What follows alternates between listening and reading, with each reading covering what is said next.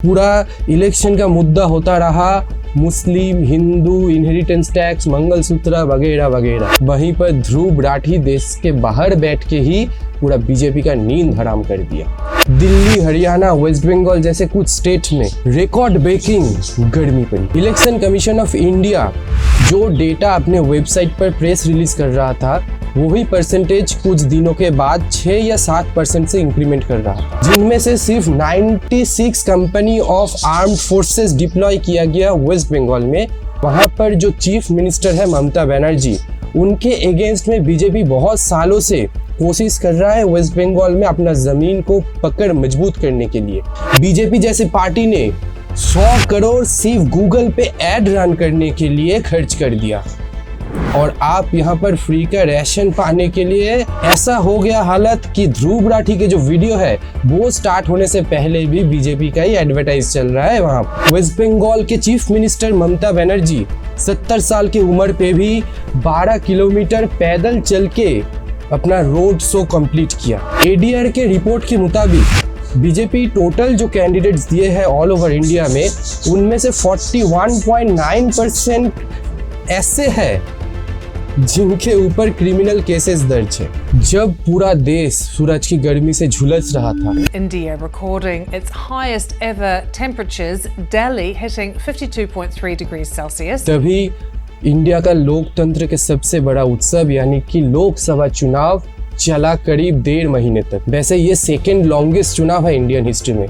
पहले रैंकिंग में आते हैं फर्स्ट पार्लियामेंट्री इलेक्शन जो कि चला था करीब 4 महीने तक। इस चुनाव चलने की दौरान हमें बहुत कुछ देखने को मिला। बढ़ती टेक्नोलॉजी के साथ इलेक्शन में टेक्नोलॉजी का प्रयोग देखने लायक था। वहीं पर पॉलिटिकल पार्टीज ने कई करोड़ों में सिर्फ पॉलिटिकल कैंपेन्स में खर्च कर दिया। पूरा इलेक्शन का मुद्दा होता रहा मुस्लिम, हिंदू, इनहेरिटेंस टैक्स, मंगलसूत्र वगैरह वगैरह। वहीं पर मोदी जी ने खुद को भगवान का भेजा हुआ दूत घोषित कर दिया। वहीं पर उनको ही ऑपोजिशन पार्टीज ने देश का सबसे बड़ा चोर घोषित कर दिया। केजरीवाल जी ने सिर्फ सुप्रीम कोर्ट से स्पेशल परमिशन लेके पॉलिटिकल कैंपेन के लिए जेल से बाहर निकला। वहीं पर ध्रुव राठी देश के बाहर बैठ के ही पूरा बीजेपी का नींद हराम कर दिया। इस चुनाव में इतना डाइवर्सिटी था, अगर हम सब कुछ बोलने बैठे तो खत्म नहीं होगा शायद। लेकिन आपके लिए और फ्यूचर जनरेशन के लिए हम लोगों ने इस पूरे इलेक्शन 2024 का कुछ हाईलाइटेड पार्ट शॉर्टलिस्टेड किया है जो कि आपके सामने हम प्रस्तुत करेंगे। तो अगर आपको ये वीडियो पसंद आए तो लाइक ज़रूर कीजिएगा और आपका कुछ बोलना हो तो कमेंट करके हम लोगों को बताइएगा ज़रूर।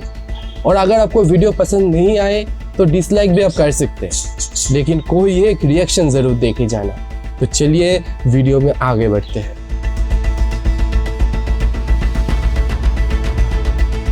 जनरल इलेक्शन 2024 इंडिया में स्टार्ट हुआ था 19 अप्रैल को और जाके खत्म हुआ 1 जून को। 44 डेज तक ये इलेक्शन चलता रहा जो कि 7 फेजेस में डिवाइडेड थे। इस पूरे समय काल में दिल्ली, हरियाणा, वेस्ट बंगाल जैसे कुछ स्टेट में रिकॉर्ड ब्रेकिंग गर्मी पड़ी, लेकिन उसके बावजूद लोग इतनी तादाद में जाके अपना मतदान किया, वोटिंग किया कि इलेक्शन कमीशन ऑफ इंडिया तक को मानना पड़ा ये बात। वैसे वोटर टर्नआउट को लेके बीच में कुछ कंट्रोवर्सी हुआ। इलेक्शन कमीशन ऑफ इंडिया जो डेटा अपने वेबसाइट पर प्रेस रिलीज कर रहा था वही परसेंटेज कुछ दिनों के बाद 6 या 7% से इंक्रीमेंट कर रहा था। इसको लेके ऑपोजिशन पार्टीज ने और एडीआर ने जम के विरोध किया।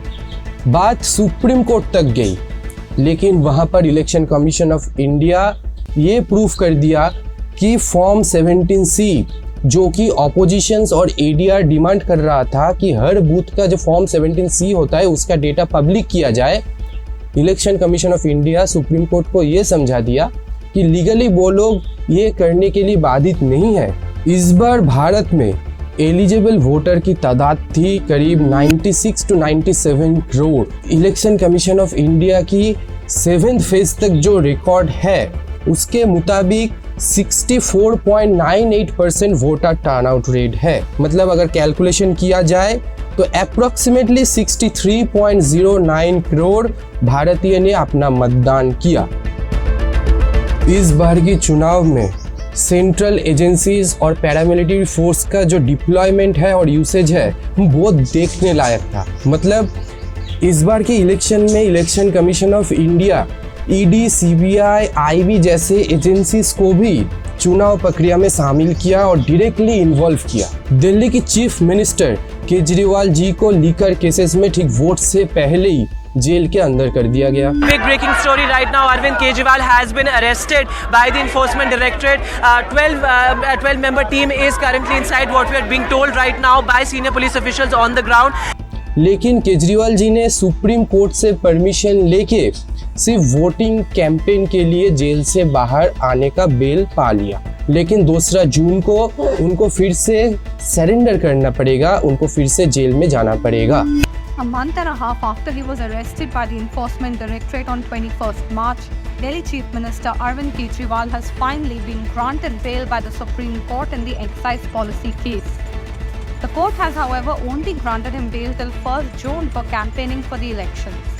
इस बार इलेक्शन कमीशन ऑफ इंडिया करीब 3.4 लाख पैरामिलिट्री फोर्सेस को डिप्लॉय किया इस इलेक्शन प्रोसेस को कंप्लीट करने में, जिनमें से सिर्फ 96 company of armed forces deploy किया गया वेस्ट बंगाल में, जो कि जम्मू एंड कश्मीर से भी ज़्यादा है। वैसे इलेक्शन कमीशन ऑफ इंडिया तो ये कह रहा है कि वेस्ट बंगाल में जो वोटिंग के वक्त वायलेंस होता है या फिर पोस्ट इलेक्शन वायलेंस होता है, उसको संभालने के लिए 960 companies of armed forces deploy किया गया। लेकिन अगर आप दूसरे कोई एंगल से सोचना चाहे तो आप ये सोचिए कि वहाँ पर जो चीफ मिनिस्टर है ममता बनर्जी, उनके अगेंस्ट में बीजेपी बहुत सालों से कोशिश कर रहा है वेस्ट बंगाल में अपना ज़मीन को पकड़ मजबूत करने के लिए, लेकिन वो बीजेपी से हो नहीं रहा है। तो इतना सारा आर्म्ड फोर्स जो कि जम्मू एंड कश्मीर जैसे सेंसिटिव एरिया से भी ज़्यादा है, वो डिप्लॉय करने का क्या मतलब होगा आप इजीली समझ पाओगे। इस बार की चुनाव में डिजिटल इलेक्ट्रॉनिक्स एंड डिजिटलिंग कैंपेन्स में जितना जोर दिया गया वो पहले कभी नहीं हुआ था।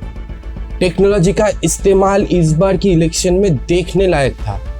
डिजिटल कैंपेन से स्टार्ट करके लोगों तक पहुंचना, पर्सनली कांटेक्ट करना, पूरा सिस्टम में टेक्नोलॉजी का इस्तेमाल बहुत अच्छी तरीके से किया गया। बीजेपी जैसी पार्टी ने 100 करोड़ सिर्फ गूगल पे ऐड रन करने के लिए खर्च कर दिया और आप यहाँ पर फ्री का राशन पाने के लिए बैठे हो। ध्रुव राठी जो कि देश में है भी नहीं, लेकिन देश के बाहर से यूट्यूब में वीडियो बनाकर पूरा बीजेपी का नींद हराम कर दिया। यहाँ पर यूट्यूब का इस्तेमाल बीजेपी ने बहुत अच्छे तरीके से किया। यूट्यूब में एड्स रन करके बीजेपी ने बहुत लोगों तक पहुँचने की कोशिश की।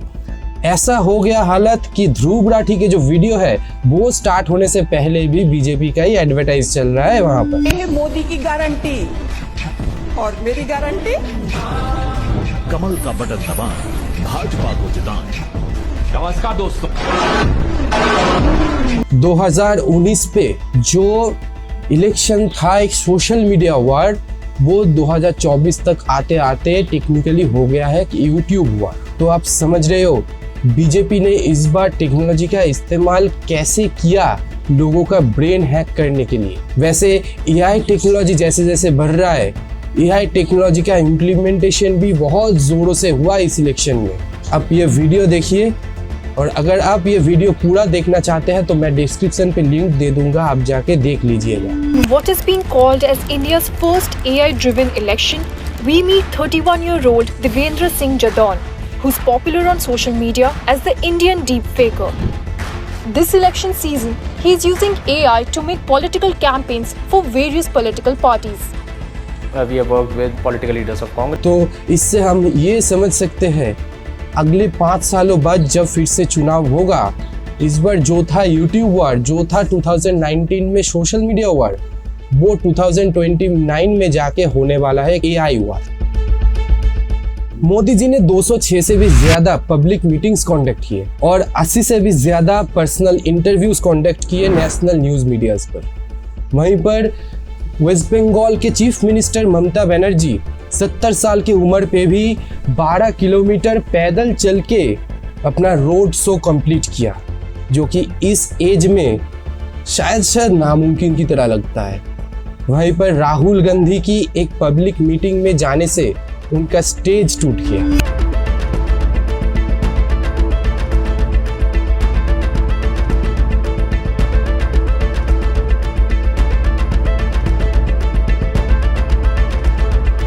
गांधी मूवी रिलीज होने से पहले गांधी जी को कोई पहचानता ही नहीं था।